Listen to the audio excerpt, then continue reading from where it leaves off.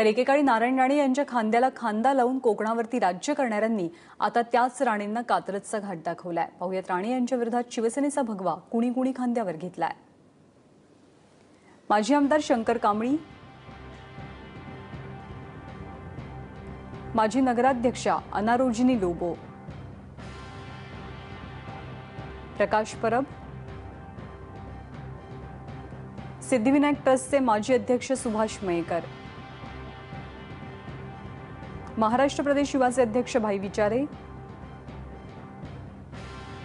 उपनगराध्यक्ष राजन पोकळे, नगरसेवक संजय पेडणेकर, नगरसेविका शर्वरी धरगळकर, शुभांगी सुकी, देवा टेमकर, जिल्हा परिषदेचे सदस्य, यासोबतच पंचायती समितीचे सदस्य, राष्ट्रवादी सेलचे अध्यक्ष, काँग्रेसमधले पदाधिकारी आणि काँग्रेसचे शेकडो कार्यकर्ते यांनी सर्वांनी मिळून काल सेनेत प्रवेश केला।